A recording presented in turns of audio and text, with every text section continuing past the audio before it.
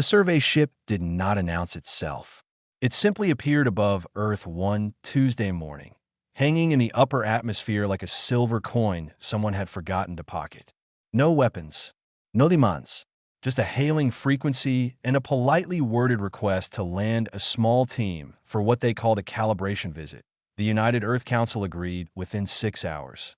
Humanity had been part of the Galactic Assembly for 11 years. These visits happened. Other species had gone through them.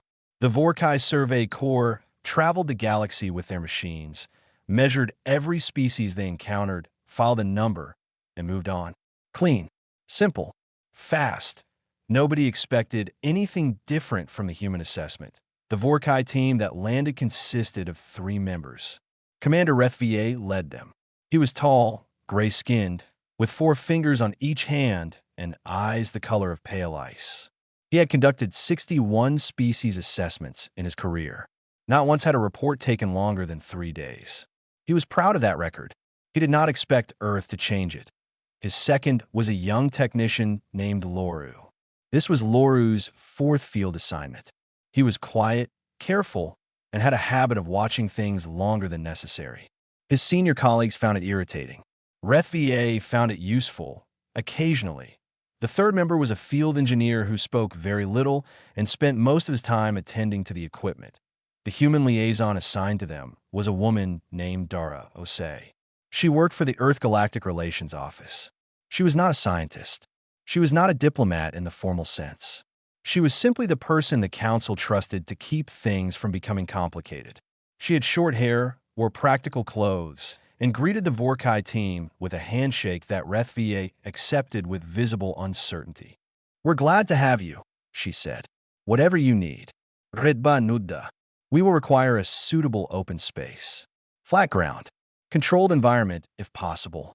We will need a sample group of humans, varied age, varied occupation. Physical health, baseline condition preferred. We begin tomorrow." Dara nodded. "I'll arrange it." The strength index array was assembled in a cleared warehouse on the outskirts of the city. It was an impressive machine by any standard. 7 interlocking sensor rings, each calibrated to detect biological output across 14 separate dimensions: strength, endurance, neural response, cellular repair rate, stress tolerance, skeletal density, and more. It had measured species from small gaseous creatures to beings the size of buildings.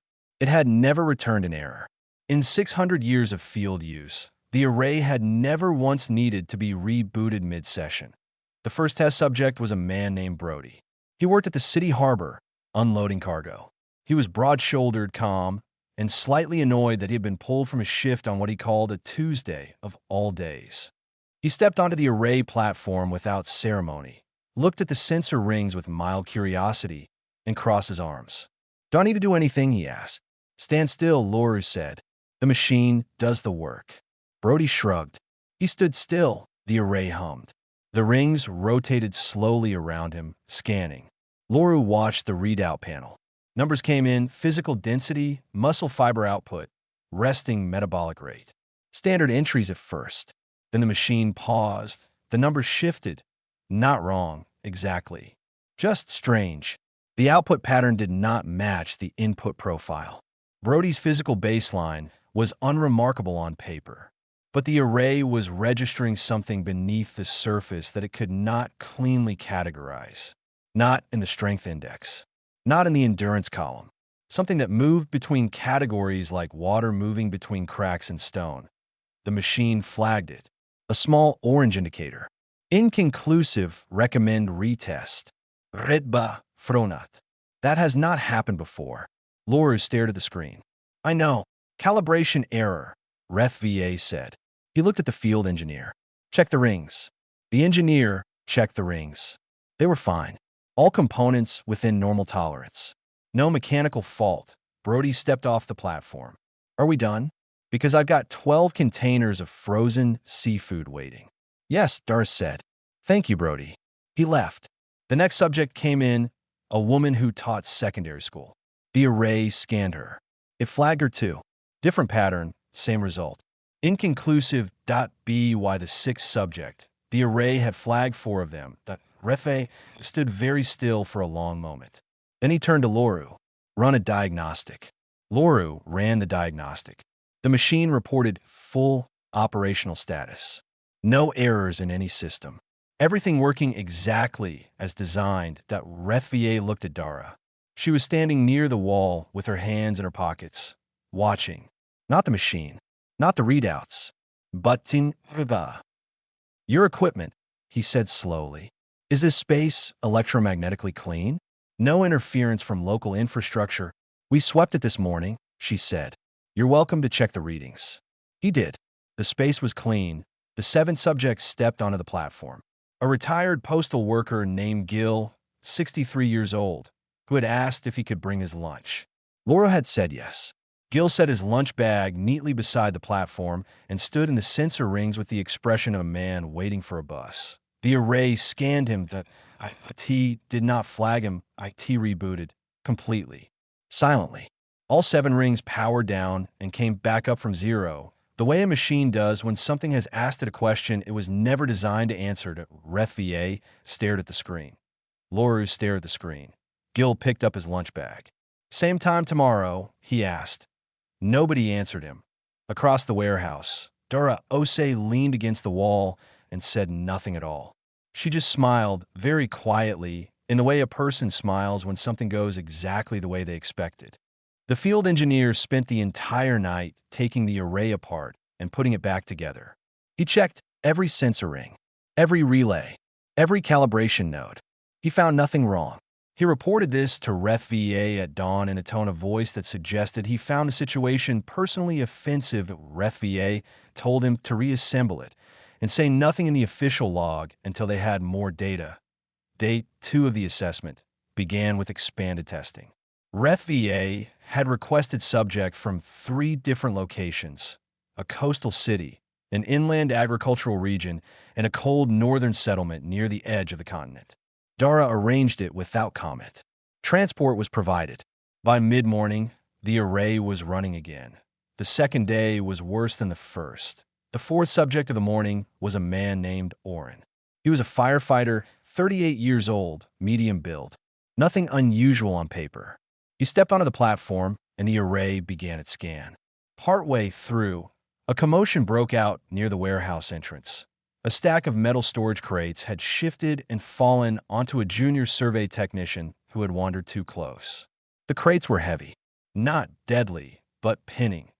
Oren stepped off the platform mid-scan, crossed the warehouse in 4 seconds, and lifted the top 2 crates off the technician with his bare hands before anyone else had moved. The array, still scanning the space where Oren had been standing, recorded the tail end of his physical output during that movement. The number returned was not possible for a human body. Not by the standard biological tables. Not by any table the Vorkai survey system had on file for a species of this size and structure. Refe looked at the number. He looked at Oren, who was now helping the shaken technician to his feet and asking if he was all right. He looked back at the number. Retest, he said quietly. Oren retested. Standing still, calm, no emergency. The number was normal, completely ordinary. The spike was gone as if it had never existed. Loru wrote it down in his private notes. He had started keeping private notes in the afternoon, a woman named Yeva was tested. She had come from the coastal village. She was 71 years old. The array's pre-scan stress indicators came back at a level that, in Vorkai physiology, would suggest a critically ill organism. Elevated cortisol, irregular secondary hormone patterns. The machine quietly prepared to flag her as an unsuitable test subject due to potential health compromise. Yeva, unaware of any of this, smiled at Loru and asked if any of them wanted tea. She had brought a flask. She offered it to Refe first. Refe declined. Loru accepted. He was not sure why. It seemed rude not to. The tea was very good. Yeva stood in the rings, drank her own cup while being scanned, and chatted with the field engineer about the weather in his home system, which she had seen pictures of in a galactic geography archive and described as quite beautiful, actually. The engineer, who had spoken approximately 40 words in 3 days, responded with a full sentence. Her scan came back with the same contradictory result as the others. Off pattern. Unclassifiable. The machine did not reboot this time, but it hesitated, a full 3-second processing delay that Laura had never seen before in any array unit. By late afternoon, they had tested 19 humans. 14 had produced anomalous results. The anomalies were not the same. They were not consistent with each other. One man, a farmer named Tomas from the inland region, had scarring across nearly half his body from a chemical accident years ago. The array's tissue repair index returned a reading that described biology that had healed in ways the index had no category for. The scarring was real. The damage had been severe. But the underlying tissue had reorganized itself around the damage in a pattern the machine had never recorded on any species, anywhere. HFY stared at Tomas's file for a long time. Tomas, for his part, showed Loru a photograph of his family on a small handheld device and said he was hoping to get back before dinner because it was his youngest daughter's birthday. Loru looked at the photograph. He looked at the scan results. He wrote 3 pages of private notes. That evening, HFY called a closed session with his team.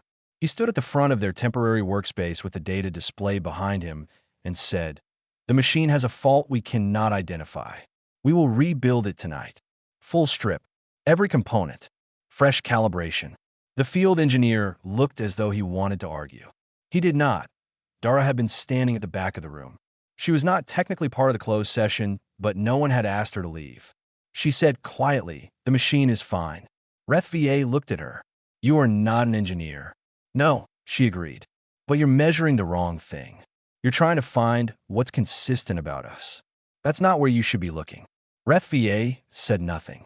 He dismissed the session. That night, the array was fully stripped and rebuilt from the ground up. Fresh calibration. Every component replaced where possible. The field engineer did not sleep. By morning, the machine looked perfect. It tested perfectly against the calibration standard units. All systems normal. The first human subject of day 3 was a teenage boy named Pell. He was 16. He played street football most evenings and had volunteered for the assessment because, he told Loru, he wanted to see the alien equipment up close. That he stepped onto the platform. He stood still. He looked at the rings with wide, interested eyes. The array scanned him for approximately 11 seconds. Then it stopped. All rings, all panels, every readout. It did not flag. It did not reboot. That IT simply went dark and silent, like a light switched off in an empty room. Loru stared at it. Pell looked around at the dead machine. Then he looked at Loru. "Did I break it?" Loru opened his mouth. "Close it again." He wrote 4 more pages of private notes. There is a rule in the Galactic Survey Corps.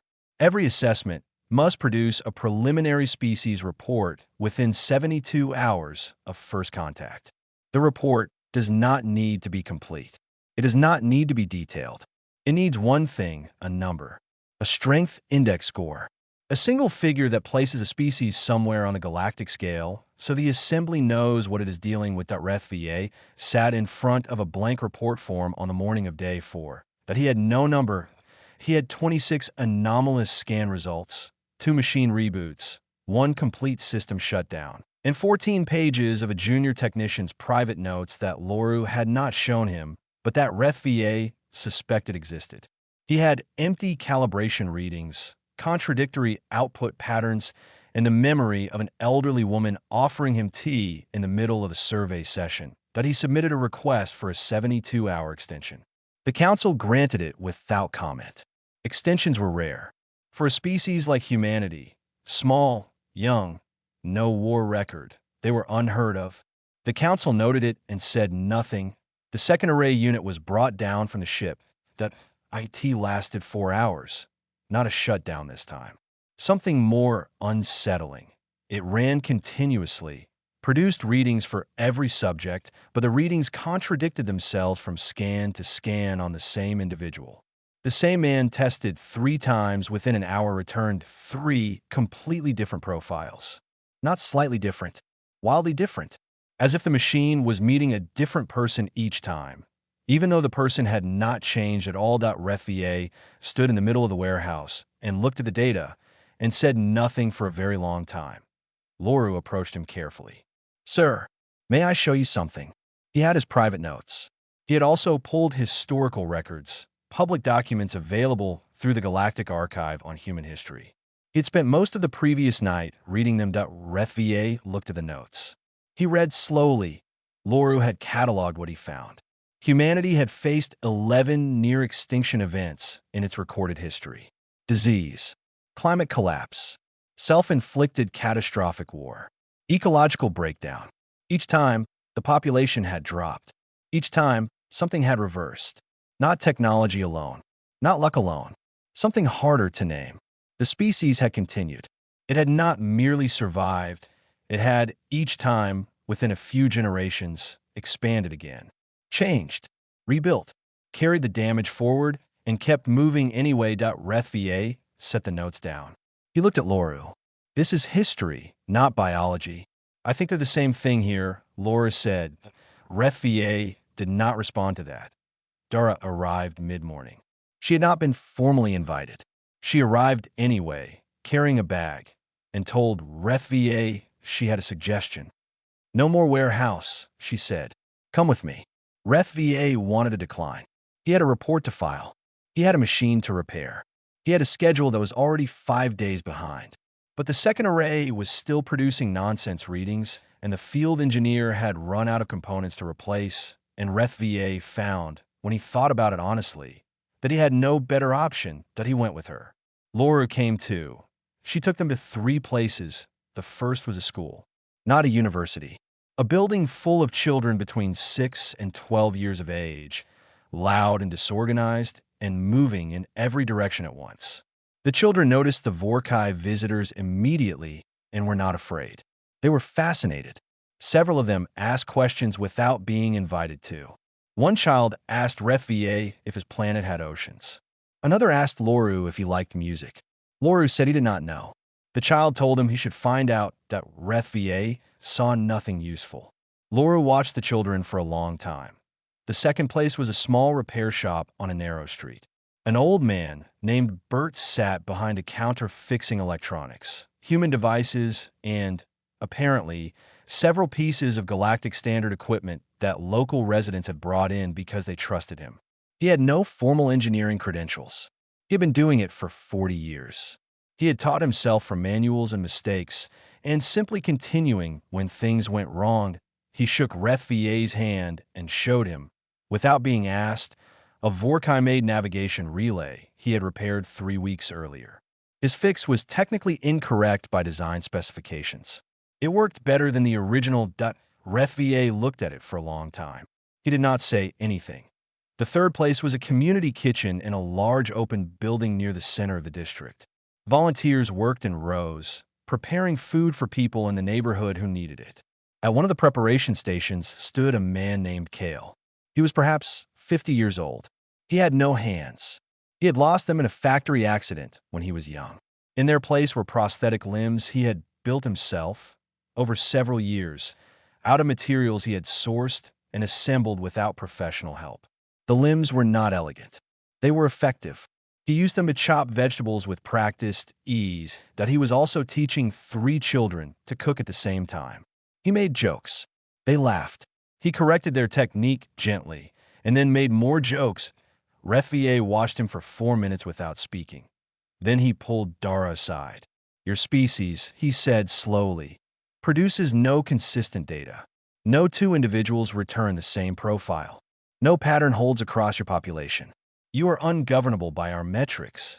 Dara looked at him. Yes, that is a problem for my report. I know, she said. How do you explain it? Dara thought for a moment. She glanced back at Kale, who was now letting one of the children practice chopping while he guided their grip with one prosthetic hand. We don't really stay the same, she said. Not for long. Something happens and we change. Something else happens and we change again. You're trying to take a picture of something that doesn't hold still. RethVA said nothing. That night, Loru sent a private transmission to the Accord measure in orbit above. It was 4 lines long. IT said, extended research window required. Current frameworks insufficient. Subject species exceeds all known categorical structures. Recommend patience. That he sent it before RethVA could see it. Then he went back to his notes and kept writing. The Galactic Survey Council was not a patient-bodied IT had approved the extension with minimal discussion, but by day 10 the tone of its communications had changed. The messages arriving for HFY were shorter, more direct. The council did not shout. That was not its nature, but it had a way of phrasing simple sentences that communicated irritation very clearly. The latest message read, "Assessment of Earth remains outstanding. No other species evaluation in current cycle has exceeded 5 days. Please advise on timeline." HFY read it 3 times and then placed it face down on the desk that a new approach was needed. Since biological output metrics had failed, the survey team proposed a different set of tests: environmental endurance. This was typically used for species living in extreme conditions. It was not standard for a temperate world species like humanity, but HFY was running out of standard options. The tests were straightforward: cold exposure, heat exposure, low oxygen environments, pressure variation, fatigue threshold. Each condition was controlled and safe. No subject was placed in actual danger. The point was to find the edge. Every species had an edge, a point where the body said no more and stopped. The humans complained the entire time. They complained about the cold chamber being colder than expected. They complained about the heat room smelling strange. They complained that the low oxygen test made them feel like they were trying to breathe through a folded blanket. They were vocal and specific about their discomfort in ways that no other species the survey team had tested had ever been. They also passed every threshold. Not comfortably, not with ease, complaining the whole way through, visibly unhappy, very clear about the fact that they did not enjoy any of it, and still hitting numbers that the survey tables had not predicted for their biology. The cold chamber pushed 3 subjects into ranges the table listed as dangerous. None of them showed physiological distress. One woman asked if she could have a hot drink when it was over. She was fine. Laura watched the endurance data come in and felt the familiar sensation he had been feeling for 10 days now. The sense that the numbers were technically correct and completely meaningless at the same time. On day 12, a combat assessment team arrived from a ship. This had been HFY's request. If biological and endurance metrics were not producing clean data, perhaps behavioral response would. The combat team brought a standard assessment drone, used across the galaxy to measure reaction time, threat recognition, strategic instinct, and aggression index. The first subject they tested was a woman named Fun. She was a retired soldier, late 40s, who now ran a youth boxing program in her neighborhood 3 afternoons a week. She had no idea she was being considered a combat subject. She had signed up as a general volunteer. The combat drone was deployed in the assessment space. It was not armed. It was designed to approach, feint, and record how the subject responded. For most species, it produced a clean fear response reading or a clean aggression reading. Either the subject backed away or the subject moved forward. Simple data. Fun watched the drone approach. She tilted her head slightly. She stepped to the left.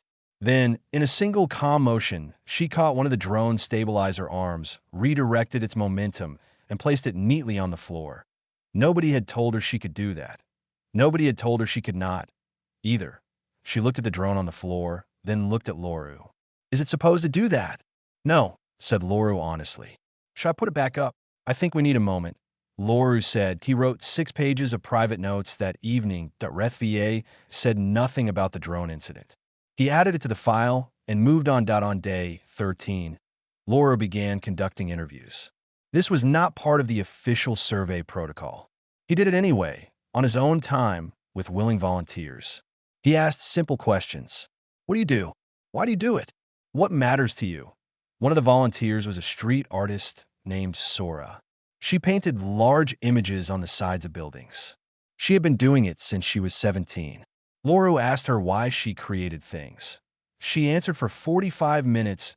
Loru's translation device processed her response in 11 segments.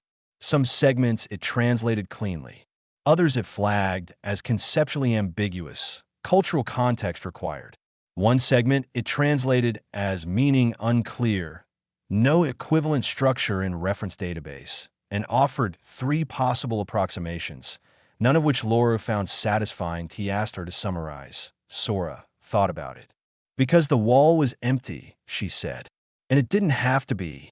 Laura sat with that for a long time. The data picture that was forming had no clean shape. Humans were not the strongest species in the galaxy. They were not the fastest or the most durable or the most technically advanced. They were not particularly good at any single thing by the standards the survey system was built on. They were simultaneously in motion across all of those things at once, changing, adapting, rebuilding, teaching, creating, failing, and beginning again, and the survey system had no category that moved. It only had categories that sat still. RethVA received another message from the council. This one was very short. IT said, classify humanity under Tier 3, developing biological entity. Close the assessment. Return to rotation. RethVA read it. He did not file the classification. He sat his workspace for a long time instead, looking at 20 days of data that refused to become a number. Then he looked at the door, and outside the door was Earth, and somewhere out there a woman was painting a wall because it did not have to be empty, and a man with no hands was teaching children to cook. And a teenager had accidentally killed a 600-year-old machine just by standing in it. RethVA set the council message aside. He was not done yet. It started with a drone and ended with a question that nobody in the Galactic Assembly had ever thought to ask before. The survey ship's mapping drone, a separate unit from the assessment equipment, used for geographical scans, suffered a navigation fault on day 15 and dropped from the upper atmosphere. It was not large. It was not armed. But it was dense, and it was falling fast, and it came down over a coastal town in the mid-afternoon, trailing smoke and spinning slowly, like a stone thrown sideways. The emergency alert went out 11 seconds after the fault was detected, by the time the survey team's emergency protocol kicked in. Locate, assess, send retrieval. The drone had already landed. It had come down in an open area near a small community sports ground, which was fortunate. There was a chain-link fence around it. There was also a small fire from the impact. Dara was already there when the survey team arrived. She had not been near the area when the alert came in. Nobody was sure how she had gotten there so fast. She was standing on the far side of the fence with 3 people from the surrounding neighborhood: a plumber, a retired teacher, and a young man who had apparently been on his lunch break. They had gotten there first, pulled 2 children away from the impact site who had run toward the smoke rather than away from it, and were now calmly managing a perimeter while one of them called the local emergency services. They had run toward it. Toward a falling, burning piece of alien technology they had never seen before and had no way of knowing was safe. RethVA stood at the edge of the scene and watched. The local emergency team arrived, handled the fire, cleared the area. Nobody was hurt. The drone was a wreck, but a recoverable one. The survey team collected it. Dara thanked the 3 neighborhood volunteers. The retired teacher said it was no trouble and asked if they wanted directions to anywhere. RethVA watched her say that. He watched it carefully. That night, sitting in his workspace, RethVA did something that had not been in his plan for this assessment. He asked Dara to sit with him and talk. Not for data, not for the report. He told her that. She sat down anyway. There's a question I need to ask, he said. I want an honest answer, not a diplomatic one. I'll do my best, she said. What are humans afraid of? Dara was quiet for a moment, not uncomfortable. She seemed to actually be thinking about the question, turning it over in her mind like something she had picked up from the ground and wanted to look at properly before answering. Losing each other, she said finally. That's the one that stays. The others we can work around. We're afraid of pain and failure and being forgotten and a lot of other things. But those don't stop us. Losing the people we care about, that one stays with us a long time. RethVA had no category for that answered. He had fear response data from over 60 species. Fear drove behavior. Fear produced measurable outputs. In most species, fear was fundamentally self-referential. The fear of personal harm, personal loss, personal destruction. Even in highly social species, the fear of group loss was usually tied back to what that loss meant for the individual's survival. Dara had not mentioned herself at all. The answer did not fit any box he had. He wrote it down anyway. On day 18, the Galactic Survey Council sent a very different kind of message. It was not to RethVA. It was to the Accord Measures commanding officer. The assessment had drawn attention across the frequency bands. Other species observers were watching. The delay had become, quietly, a topic of discussion in assembly circles. The council wanted a resolution. It was sending a formal observation delegation, 6 senior assessors from 3 different species, to oversee the final assessment and ensure it was properly completed. They arrived on day 20. They were not rude. They were simply certain. Certain that the delay was excessive. Certain that the problem was procedural. Certain that a clean number could be produced if the right method was applied. One of the senior assessors said, in a meeting with RETH-VA, that the issue was clearly that the survey team had been operating without sufficient detachment. Personal observation clouds data, he said. We will run the final array test ourselves. The final array was the flagship unit. It was the oldest surviving model in the Survey Corps. It had been in continuous operational service for over 600 years.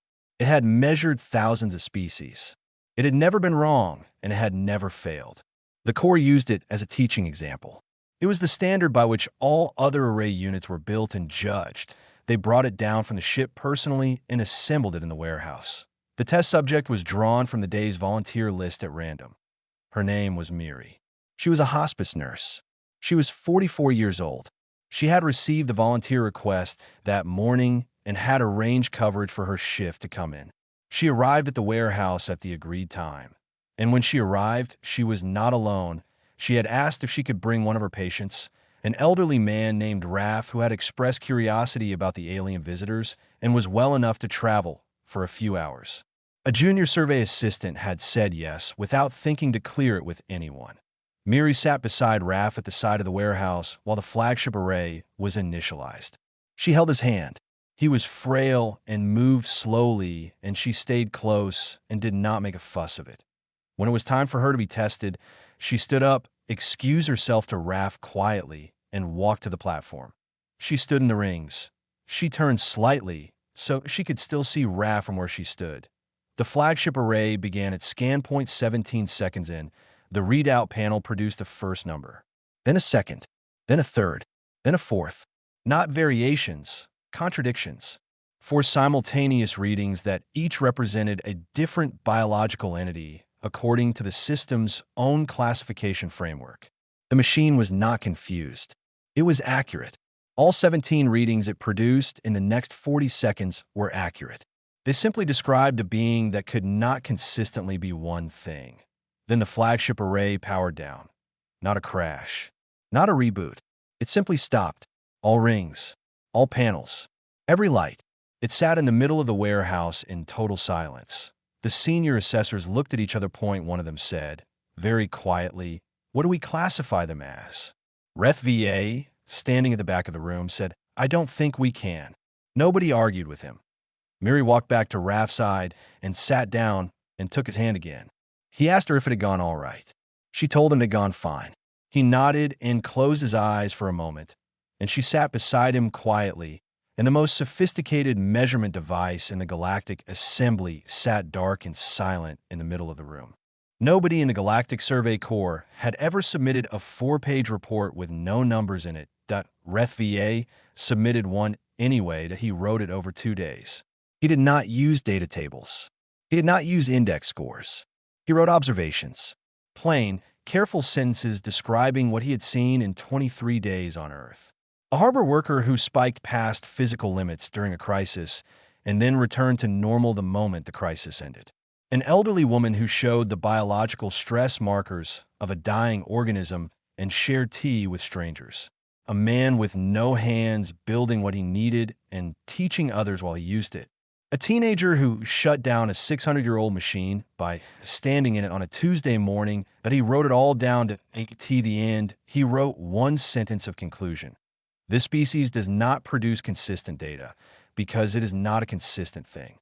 It changes in response to everything around it, continuously, and what it changes into is always more than what it was before.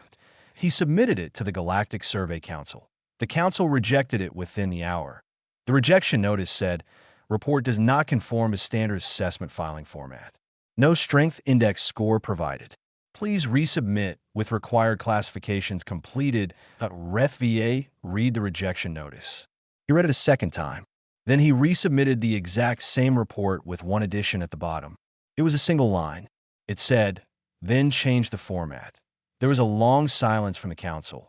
The senior assessors who had come to oversee the final test had already returned to their ships. Two of them had filed their own notes through separate channels. The notes were brief. Both of them essentially said the same thing. The standard framework does not apply here. Neither of them used the word unprecedented, but the shape of it was in every sentence. Dara heard about the report through a colleague in the relations office. She found RethVA on the morning of departure, standing outside the temporary workspace, looking at the city. It was early. The light was gray and soft. People were already moving on the streets below. "Your report," she said. "The one with no numbers." "It was rejected," he said. "I heard." She stood beside him for a moment. "Did you change it?" "No." She nodded slowly.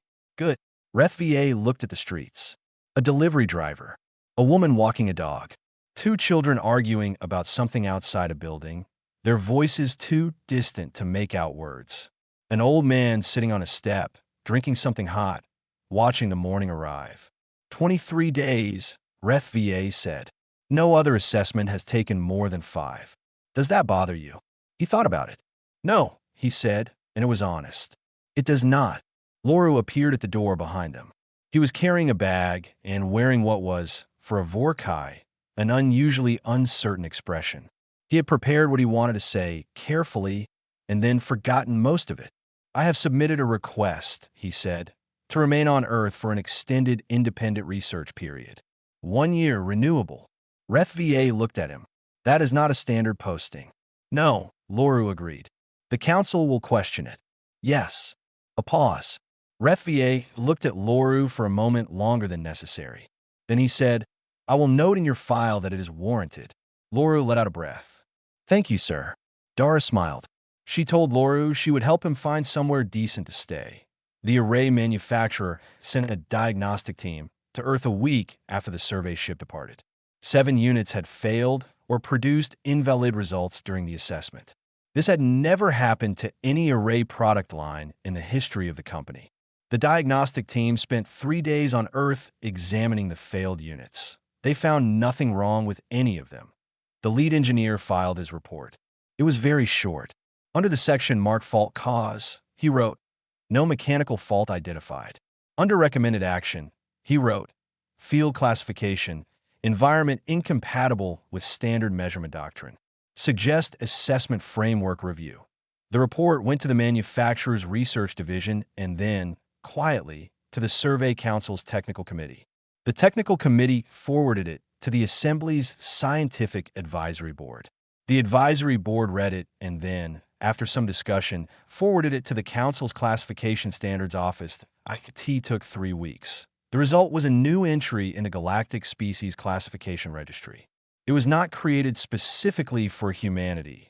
The bureaucratic language made sure not to say that directly. But the timing was clear to anyone paying attention.